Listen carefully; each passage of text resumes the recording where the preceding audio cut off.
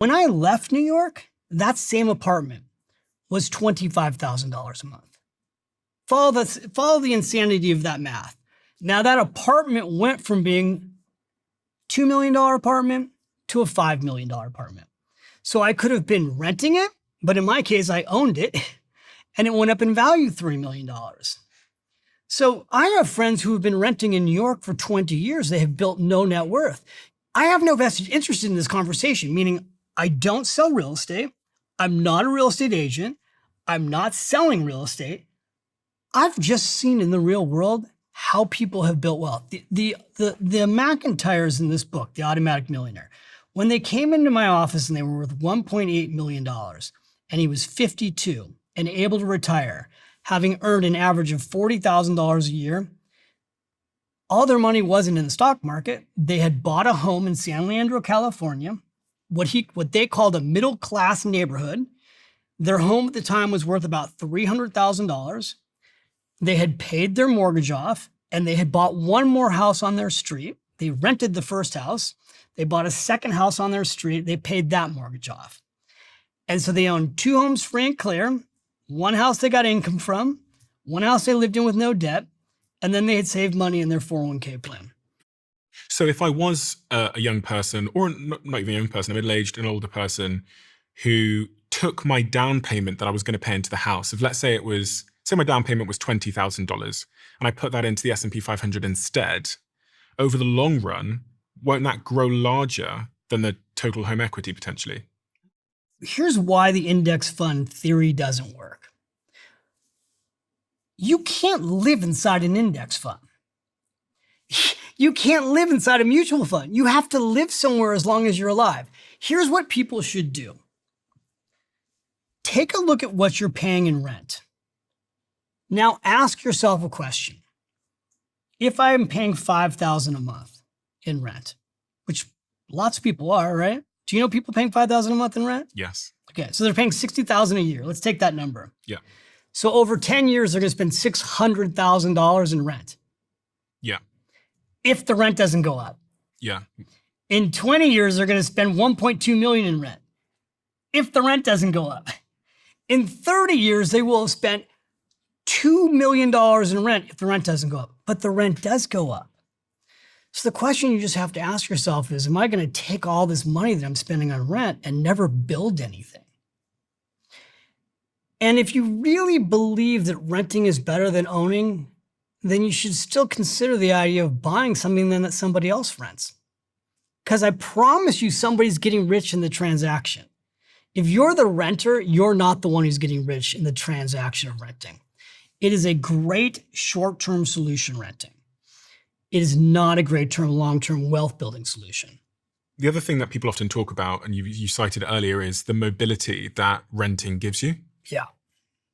Your son was here a second ago. He's 16 years old. Yeah. Soon he'll be at the age where he's got his own place and he's thinking about different career opportunities. And I got AI is this big thing. So he might want to go to San Francisco. Then he might want to go live in Florence and wherever else. If he's bought a place, there is an interesting sort of psychological, but also financial component to the fact that it makes it harder for you to move with the opportunity of life. And if what people say about the future of work is true, that we're going to have many more careers in our lives than we did in the past, one might assume that we're also going to be more mobile. And so is there an argument to say that buying a house might hurt my professional opportunities, my ability to pursue professional opportunities? The answer is possibly, right? But here's the thing about rent.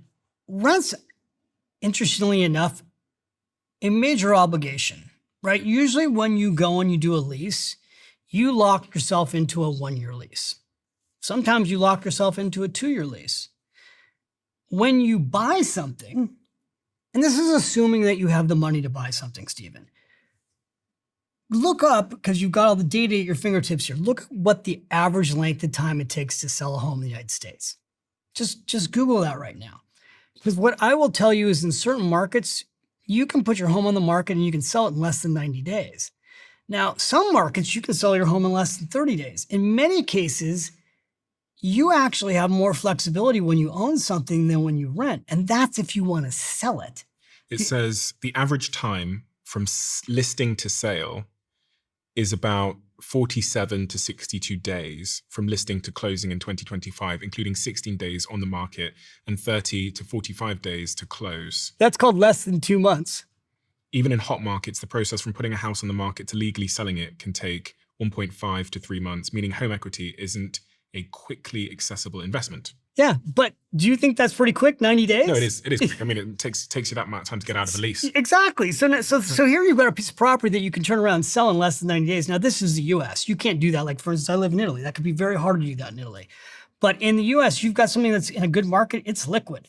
The other thing is you can rent it, right? You're actually not trapped. If you start to build equity in your home and you pay your mortgage down slightly, next thing you know, you're able to rent that property and you can still move. Today, people are taking their homes and they're Airbnb-ing them. What I really want for people is the chance to be financially free. There's also an age at which it doesn't matter if you own. You know, once you start to get older and you've built financial security, you get in your 50s or your 60s or your 70s and you just want to travel and you don't want to own anything, that's a different stage of life. So the question just becomes the money that you make. I go back to the 90,000 hour comment. When you work 90,000 hours over your lifetime, what's your plan to keep some of this money? You have to have a pay yourself first plan. That has to be your number one priority, is that when you earn money, the first person who you're going to pay is you. If you say, you know what, I watched Steven and I saw David and I've seen a bunch of other people on his show and I'm not going to buy a house. Okay, then you have to pay yourself first more.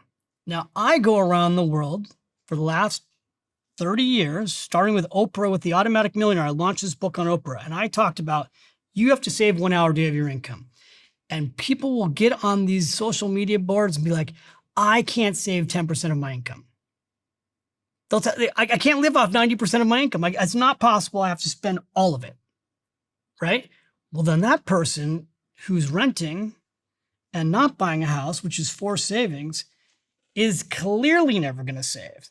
So the other thing about buying a house is it does require forced savings, because when you have a mortgage payment, part of that mortgage payment is paying down your debt. And I teach you how to use a bi-weekly mortgage payment plan. So you take a 30-year mortgage and you pay it off 5 years earlier.